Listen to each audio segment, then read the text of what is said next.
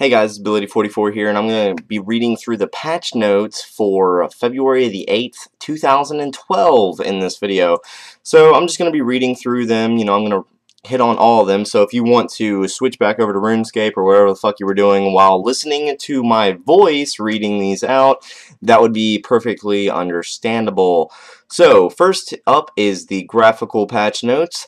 The clicked cross when not clicking on an active object is now slightly green tinged to differentiate it totally from the red cross. So now with this, I don't really see how a green tinge would really fix it up and like differentiate it from the red cross completely. I think a white click, like a white X, would have been so much better, but they decided to tinge it green. Second on the graphical patch notes is Sunfreet's death animation now fades out correctly, so cool stuff there. Bound Dungeoneering longswords are now using the correct animation set. Forgotten Rangers now fire the correct ammo instead of mithril arrows. Soul Wars capes now hang more naturally on the player. The red strike through on requirements on the task system is now placed correctly on the text. Players now face forward at the end of the balance beam on the Advanced Barbarian Agility course. Now, that actually really needed patched up for, like, ever, so I don't know why they just now got around to it, but I'm glad that they actually fixed it finally. And the last thing on the graphical patch notes is some unnecessary blocking has been removed around the pirate hut in the wilderness. So cool stuff there. The next on the patch notes is Quest and Task. Some Tezar no longer refer to the player as it's not Tazar, it's some Zar no longer refer to the player as Yitar instead of Yitar. So I don't know. It's they got two R's in one of them, and then they got two A's in the other one, so obviously it's in the chat head that they had to fix that. Now, second on the quest and tasks patch notes is the Tozaga R Kal can now be used to attack ice strike worms. So that's very cool. Sir Mordand from Merlin's Crystal no longer awards combat experience when attacked. The Enter Mining Guild task now correctly states the mining level required. The cutscene at the Zamorak Temple during the temple at Cenestein now plays correctly. The warning about needing to complete the new version of Druidic Ritual to continue one small favor in Edgar's Ruse is no longer displayed if the player has already completed the reworked Druidic Ritual.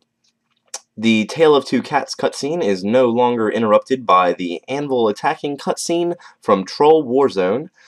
The last patch notes on Quest and Task is the Get a Slayer task and Complete a Slayer task.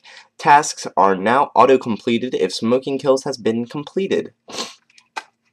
So that's very cool. Those patch notes are quite amazing. Skills in minigames is the patch notes that we're going to hit on now.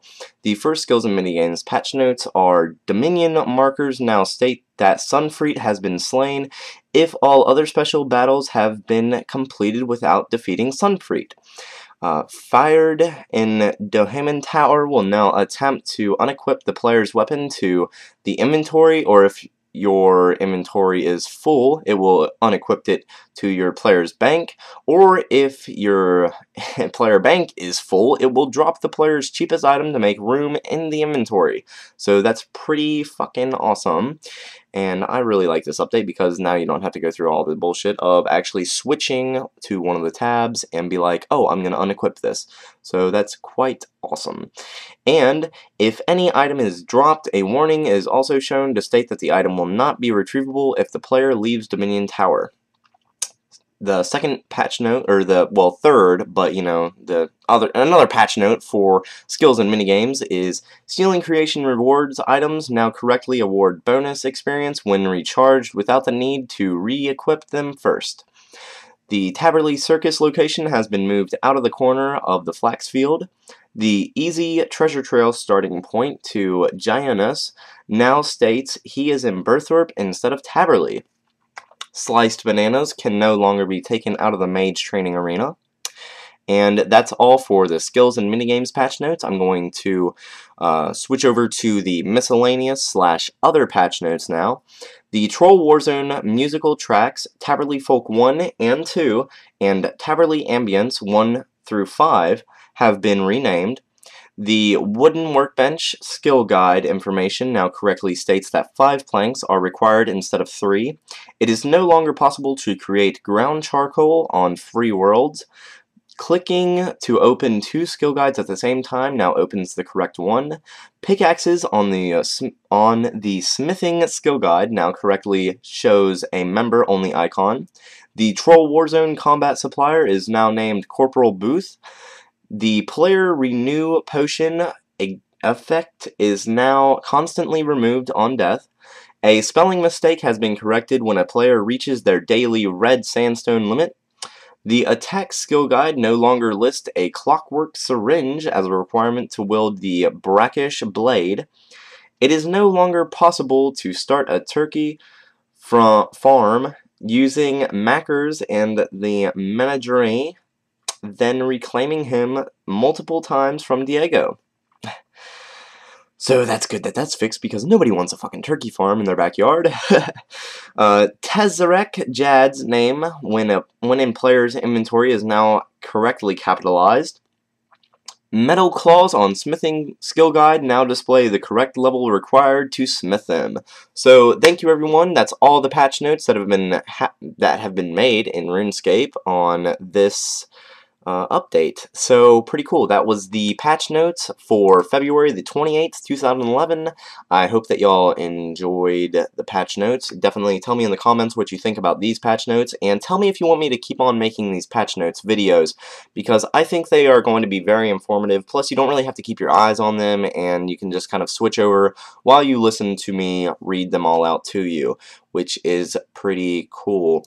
So also, they make sure to tell us on the patch notes forum post that if you see any bugs with these patch notes, make sure to check out the bug report feature, which I will have linked in my description if you want to check that out. So thank you everyone for watching. I hope you all enjoyed this video, and make sure to leave your comments, reactions, and ratings, because I really want to know if y'all want me to make more videos like this just for the patch notes, because it could possibly be helpful to you in the near future if there's anything updated in these patch notes that you need to know about. So thank you once again for watching. I'll be looking forward to those comments, and I will be talking to you all next video.